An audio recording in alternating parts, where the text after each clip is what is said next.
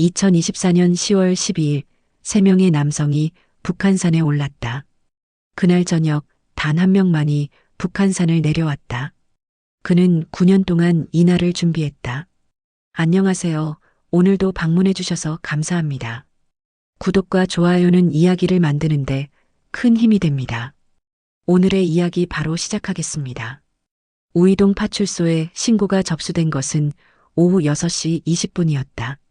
떨리는 목소리의 남자가 친구 2명의 실종을 신고했다.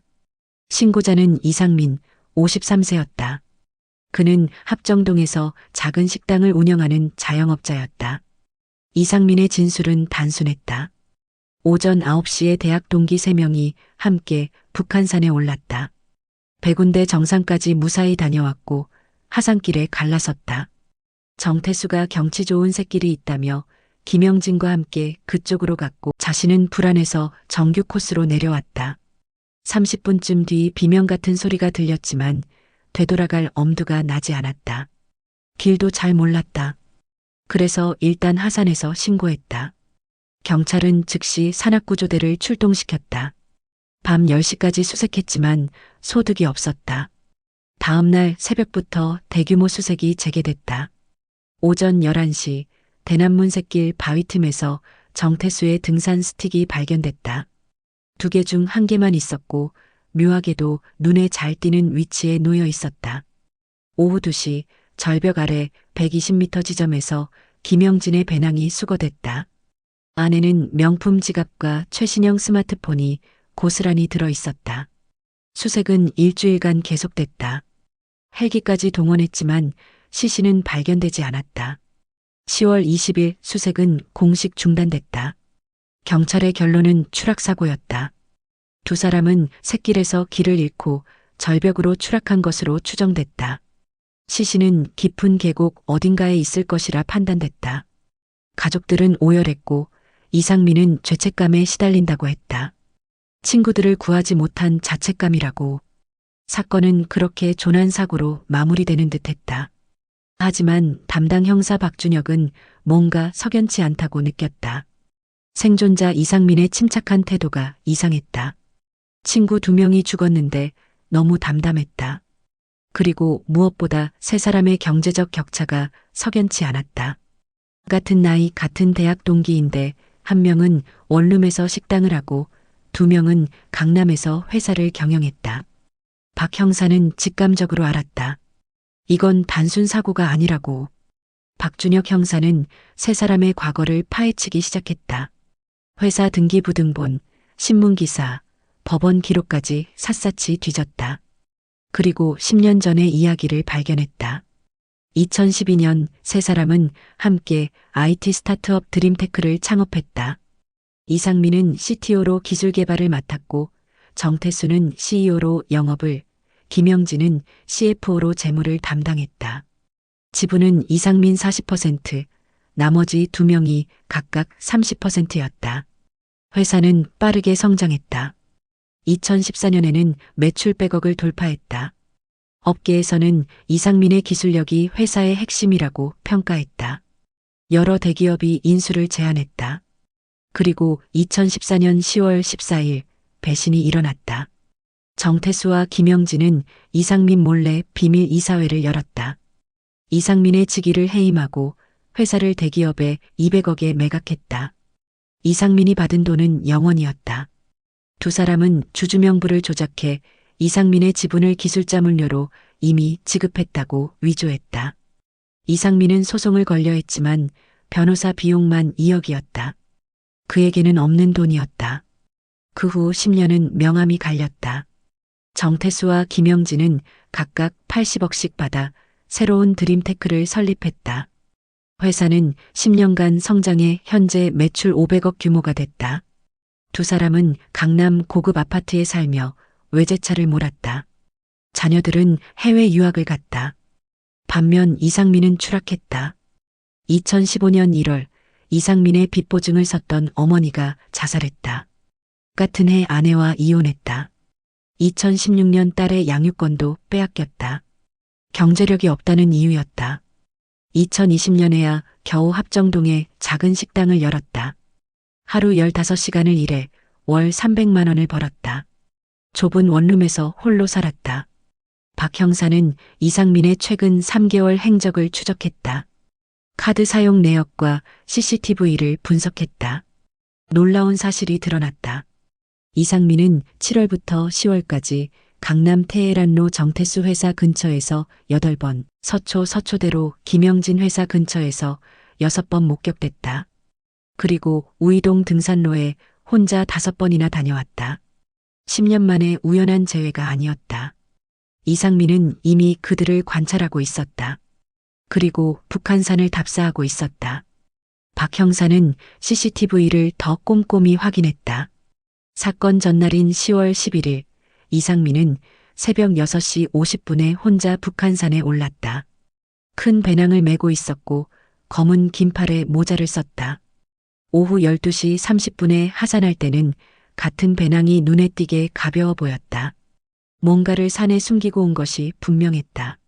그리고 사건 당일 아침 9시 입산 시에는 배낭이 가벼웠으나 저녁 5시 하산 시에는 배낭이 무거워 보였다. 뭔가를 회수해 온 것이었다. 박 형사는 확신했다. 이건 계획된 살인이라고. 박준혁 형사는 이상민의 카드 사용 내역을 더 깊이 파고들었다. 최근 3개월간의 구매 기록이 의미심장했다. 9월 15일 이마트에서 등산용 밧줄과 작업용 장갑을 구매했다.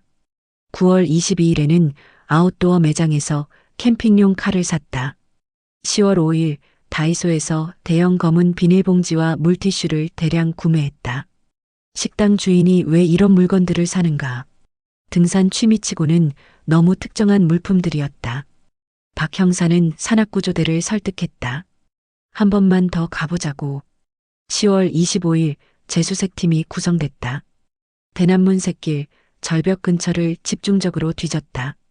이상민이 전날 뭔가를 숨겼다면 그 근처일 것이었다.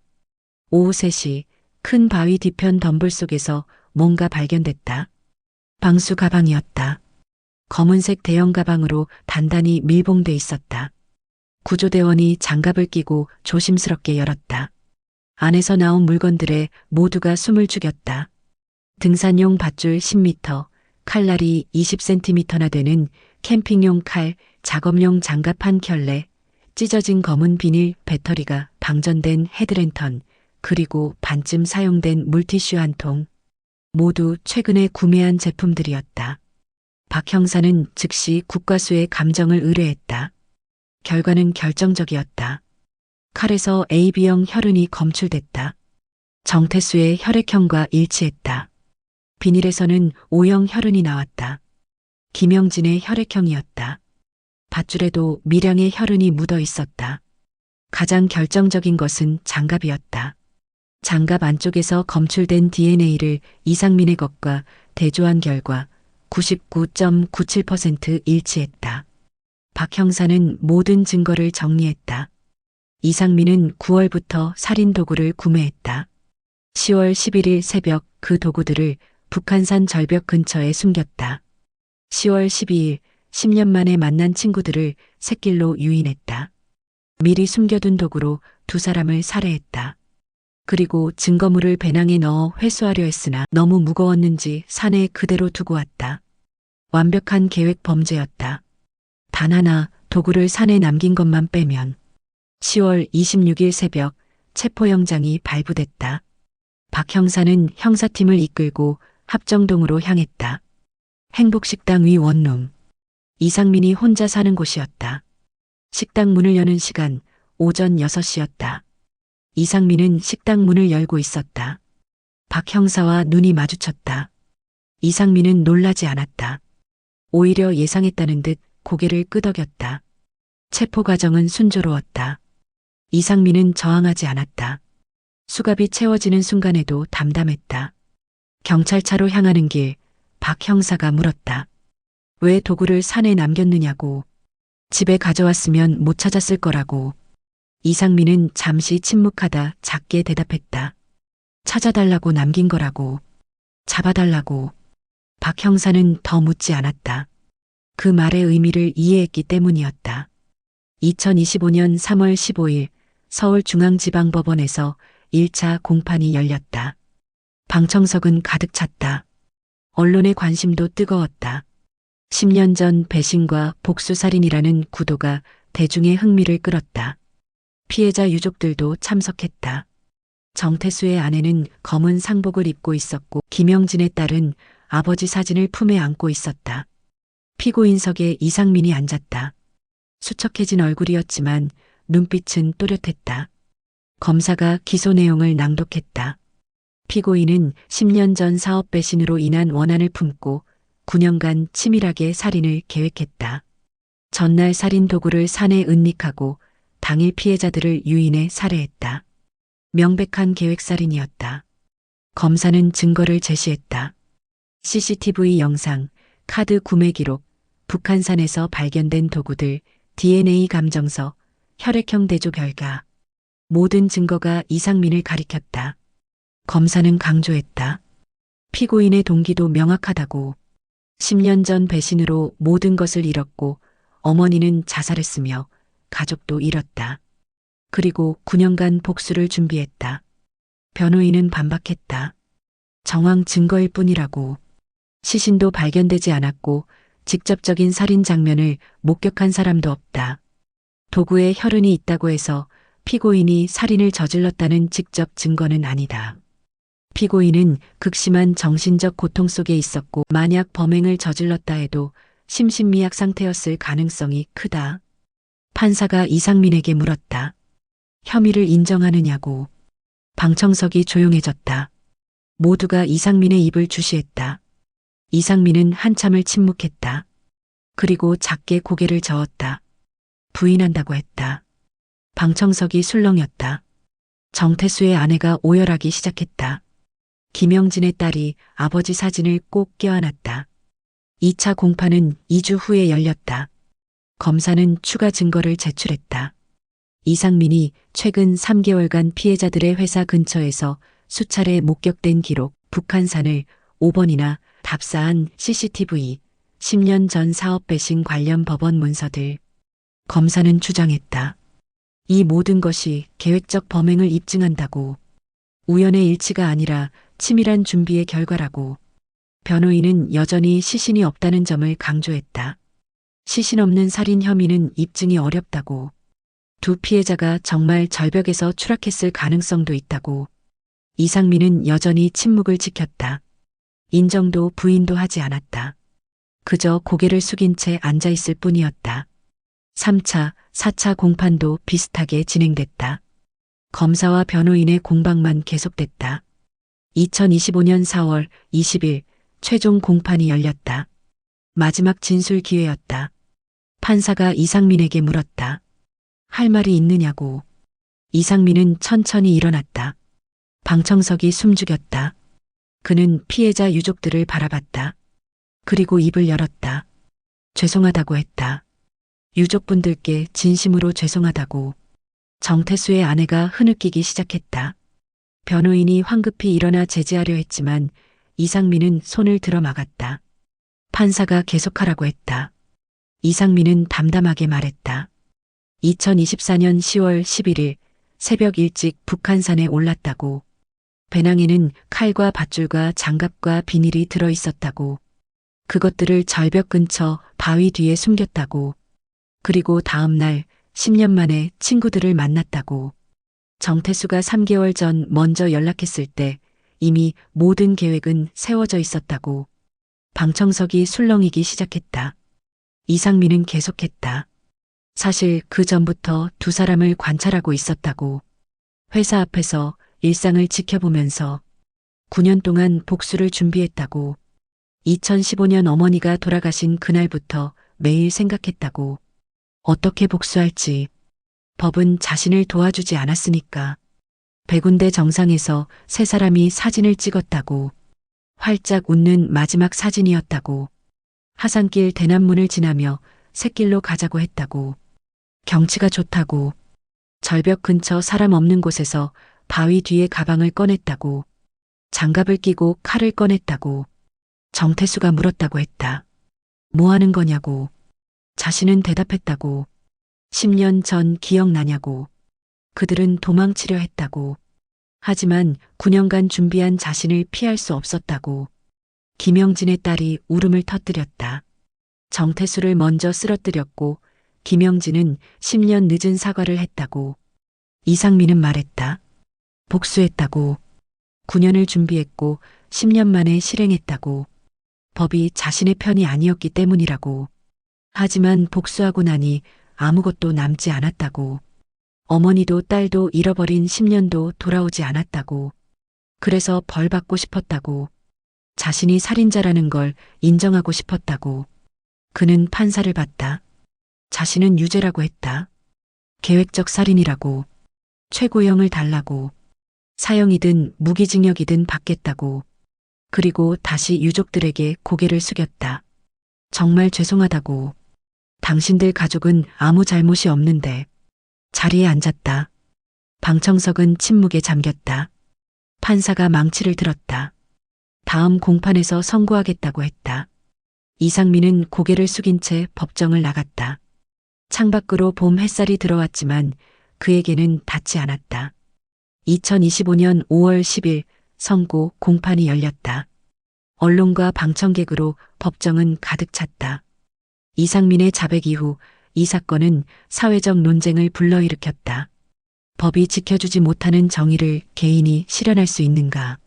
복수는 용납될 수 있는가? 찬반 여론이 팽팽히 맞섰다. 판사가 입장했다. 방청석이 조용해졌다. 이상민이 피고인석에 섰다. 지난 공판에서의 고백 이후 그는 더 수척해진 것 같았다. 하지만 눈빛만은 여전히 또렷했다. 흔들림이 없었다. 판사가 판결문을 읽기 시작했다. 피고인 이상민은 정태수와 김영진을 살해한 혐의에 대해 자백했다. 10년 전 사업상 배신으로 인한 극심한 고통이 있었음을 인정한다. 어머니의 자살, 이혼, 경제적 파탄 등 피고인이 겪은 고통은 상당했다. 하지만 그 어떤 고통도 타인의 생명을 빼앗을 권리를 주지 않는다. 판사는 계속했다. 피고인은 9년간 치밀하게 범행을 계획했다. 피해자들을 관찰하고 범행 장소를 물색하고 도구를 준비했다. 이는 명백한 계획살인이다. 우발적 범행이나 심신미약 상태가 아니었다. 더욱이 피해자들을 샛길로 유인해 범행을 저질렀다. 이는 기습과 기만을 통한 악질적 범행이다. 다만 판사는 몇 가지 정상 참작 사유도 언급했다. 피고인이 겪은 부당함이 실제로 있었다는 점, 자백을 통해 진실을 밝혔다는 점, 깊은 반성을 하고 있다는 점. 하지만 이것들도 생명을 빼앗은 죄를 가볍게 할 수는 없다. 법은 복수를 인정하지 않는다. 정의는 법의 영역이지 개인의 영역이 아니다. 판사가 마지막 문장을 읽었다. 피고인 이상민에게 징역 25년을 선고한다. 망치 소리가 울렸다. 방청석에서 누군가 한숨을 쉬었다. 정태수의 아내는 고개를 떨궜다. 김영진의 딸은 아버지 사진을 꼭 껴안았다. 유족들에게는 어떤 형량도 충분하지 않았을 것이다. 이상민은 고개를 끄덕였다. 예상했다는 듯. 아니, 어쩌면 원했던 결과인지도 몰랐다. 그는 호송되기 전 방청석을 한번 돌아봤다. 유족들, 기자들, 구경꾼들 모두가 그를 바라보고 있었다. 그는 다시 한번 고개를 숙였다.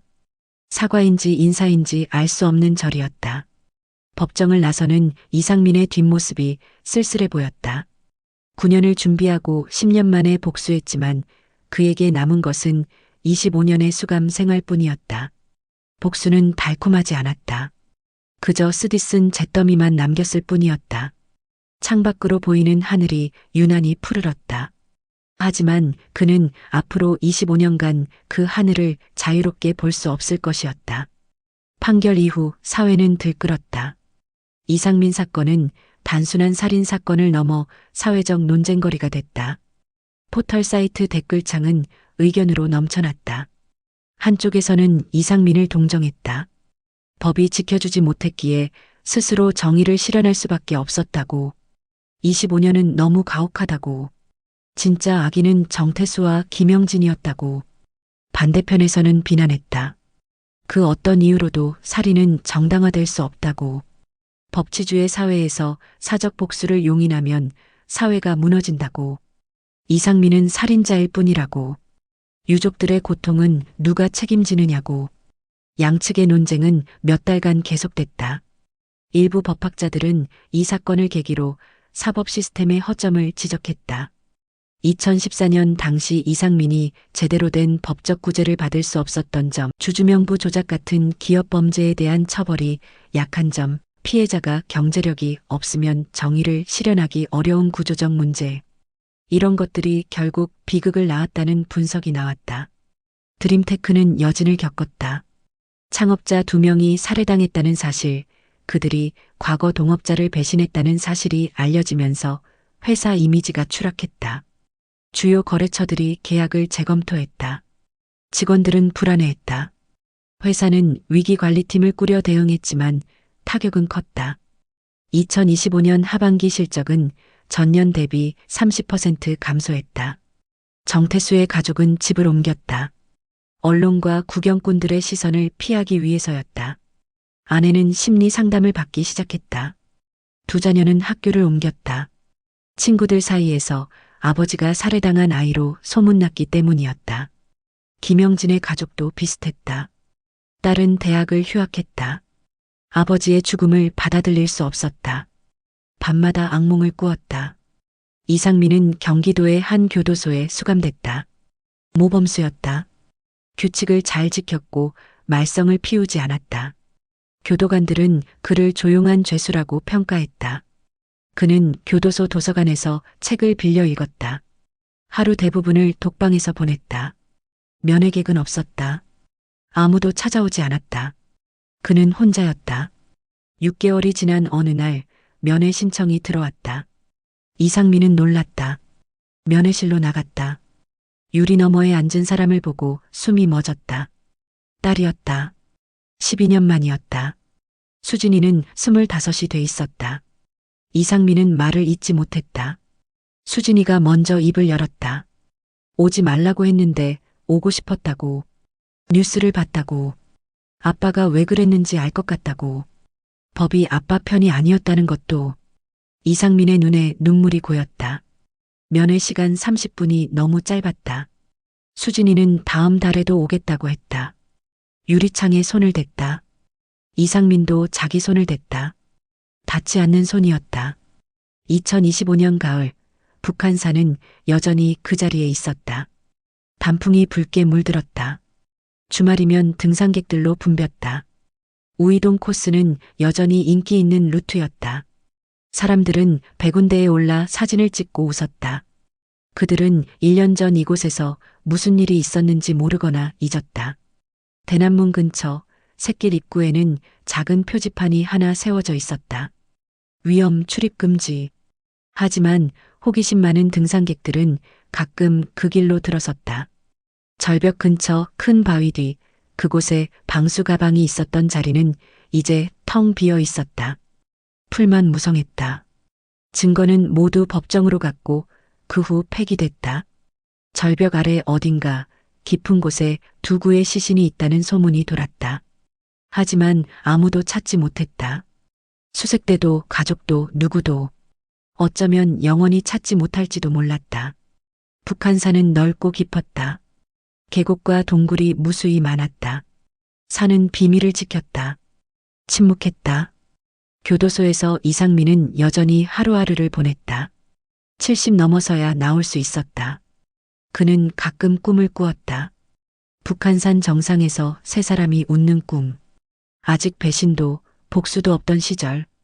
젊었을 때, 친구였을 때, 꿈에서 깨면 천장만 보였다. 회색 천장, 차가운 벽. 그는 다시 눈을 감았다. 수진이는 1 달에 1 번씩 면회를 왔다. 때로는 2 달에 1 번이었다. 그녀도 바빴다. 직장도 다니고 생활도 해야 했다. 하지만 잊지 않고 왔다. 이상민에게는 그것만으로 충분했다. 딸이 자신을 완전히 버리지 않았다는 것. 그것이 그가 버틸 수 있는 이유였다. 세상은 계속 흘러갔다. 새로운 사건들이 터졌고 사람들은 이상민을 잊어갔다. 이따금 누군가 기억해냈다. 북한산 복수살인 사건. 그렇게 잊혔다 떠올랐다 반복했다. 북한산만은 변하지 않았다. 봄이 오면 초록이 돋고, 여름이면 무성해지고, 가을이면 붉어지고, 겨울이면 하얗게 덮였다. 계절이 바뀌어도 산은 그 자리였다. 누군가의 복수를, 누군가의 죽음을, 누군가의 한을 품은 채 침묵으로 영원히. 이상민은 가끔 독방 창문으로 멀리 보이는 산을 바라봤다. 북한산은 아니었지만 산이면 됐다. 그는 중얼거렸다. 엄마, 전벌 받고 있어요. 그리고 딸을 다시 만났어요. 그것만으로도 충분합니다. 바람이 불었다. 산 어딘가에서, 아무도 모르는 곳에서 두 사람의 흔적이 천천히 흙으로 돌아가고 있었다. 자연으로, 영원한 침묵으로. 오늘 이야기는 여기까지입니다. 오늘도 좋은 하루 되세요. 감사합니다.